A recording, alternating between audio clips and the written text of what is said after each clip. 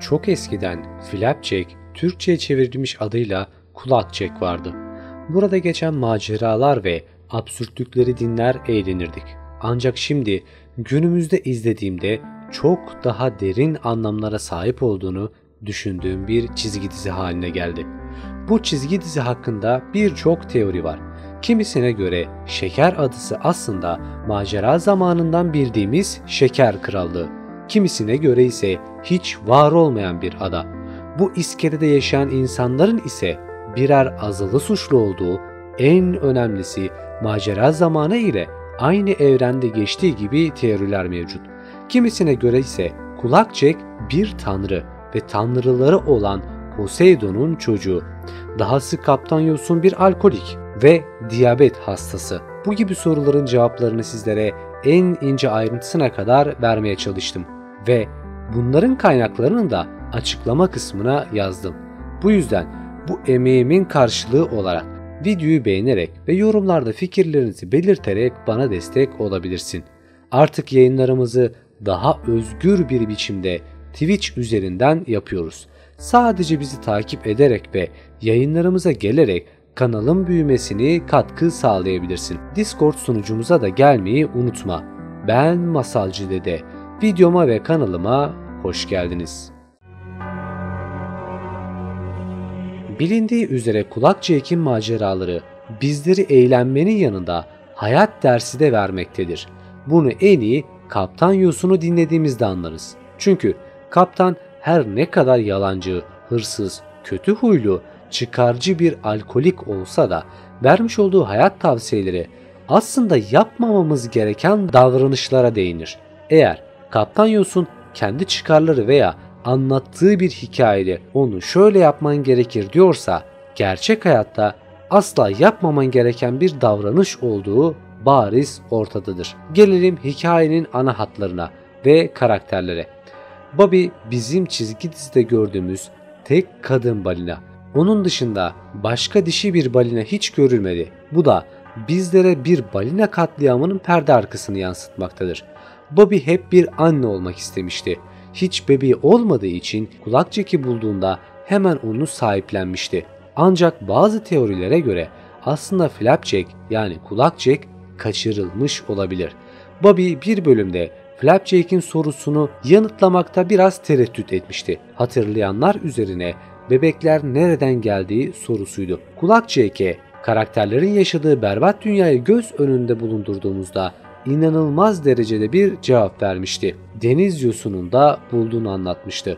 Büyük olasılıkla Bobby bir çocuğu çok istediği ancak bir nedenden dolayı çocuk sahibi olamadığı gerçeğini örtbas ediyor ve bir şekilde Kulakçek'in ebeveynlerini öldürmüş de olabilir. Ve bu nedenle de Kulakçek'i kendisininmiş gibi büyütmek için almış da olabilir. Ek olarak başka bir bölümde Bobby çoğul olarak bebeklerinden bahseder. Bobby'nin geçmişte bazı çocukları evlat edindiği sonucuna varılabilir. Kaptan Yosun bunlardan biri olma ihtimali mevcuttur. Bobby'nin çocuksuz olmasının olası nedenleri kısır olması veya balina toplumunda bu tür şeyleri engelleyen bir sorunun olması da olabilir. Hepimizin aklına gelen tabii ki Büyük Mantar Savaşı. Alternatif olarak Bobby doğruyu söylüyordu ve Kulakçek'i bir deniz yosunu yanında bulmasının nedeni kendisinin Poseidon'un birçok çocuğundan biri olmasıydı. Muhtemelen onunla hiçbir şey yapmak istemeyen Poseidon tarafından oraya atıldı. Ya da belki annesi çocuğunu ondan korumaya çalışırken denizde öldü. Flapjack'in ölümlü olmasının nedeni tanrıların ölümlü kadınlarla birlikte olması kabul edilebilir. Bu Kulakçek'i yarı tanrı yapar ama bu tamamen başka bir teori.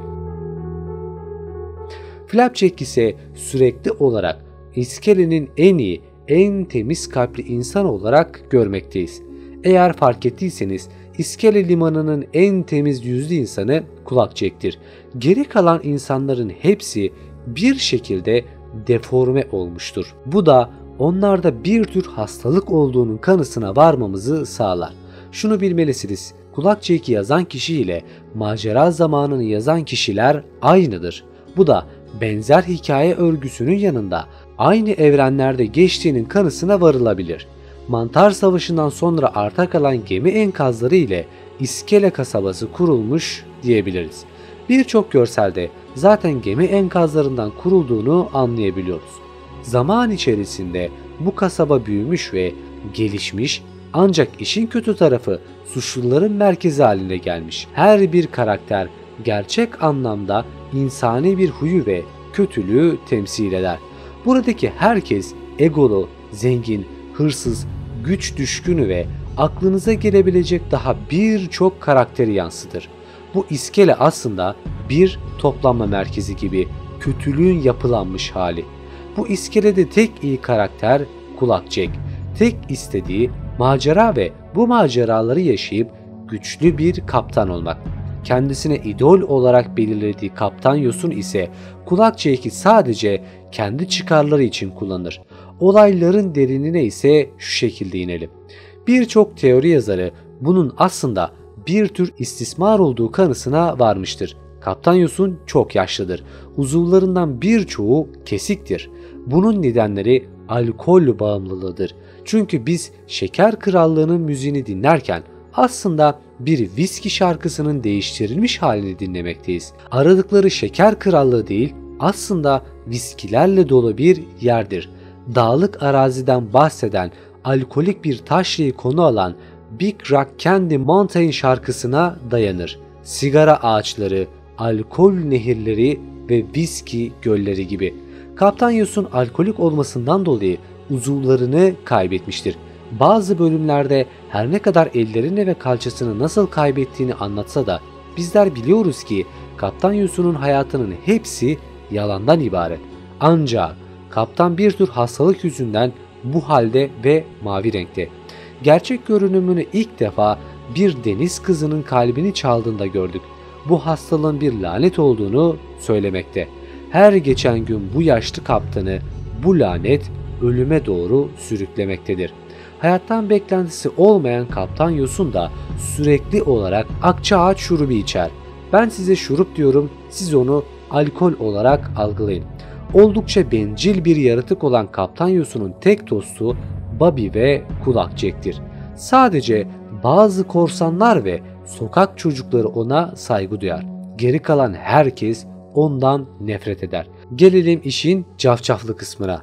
Bir teoriye göre Nanelileri Şeker Adası'na gidip geri dönen tek kişidir. Hatta şeker karısını Prenses Çiklet'ten esinlenerek yapmıştır. Ancak olayın bir de trajik kısmı var.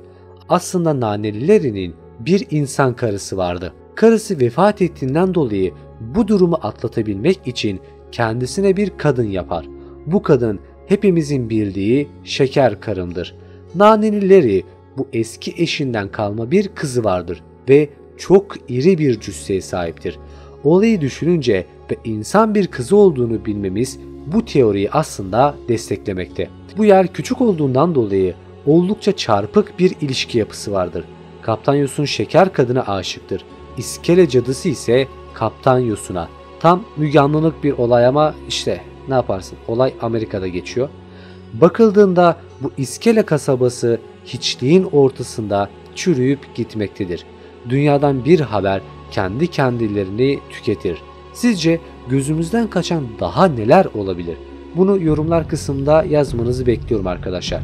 Eğer buraya kadar izlediyseniz videoyu zaten beğenmişsiniz demektir. Kanalıma abone olabilir, videoyu beğenebilir ve yorumlarda fikirlerinizi belirtebilirsiniz. Bir sonraki videoda görüşmek dileğiyle. Kendinize iyi bakın, hoşça kalın.